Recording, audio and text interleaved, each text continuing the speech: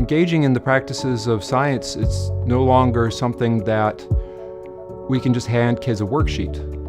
Technology can provide the scaffolds to support kids in engaging in modeling. Technology can provide the scaffolds to support kids engaging in argumentation and discourse with one another. Technology can support the assessment of the next generation science standards in the classroom.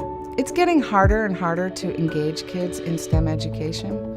Their world is so broad and diverse and exciting, and when you put them into a school setting, it feels pretty pale in comparison. But we find that games transcend this. Games allow kids to dig very deep into complex problems, and they want to do it, so they'll persist.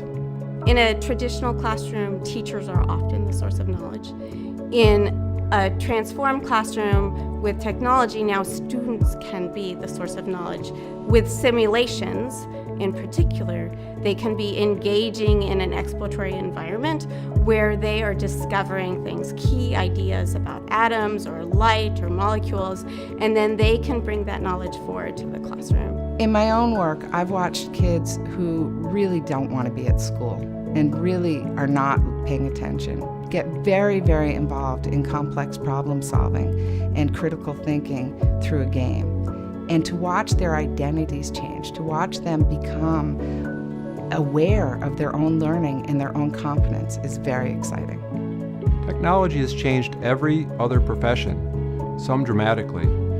Classrooms haven't changed much yet, and I think that we will need to really think about how technology can support transformation within our classrooms if we are going to indeed move toward the next generation science standards and even the Common Core standards beyond that.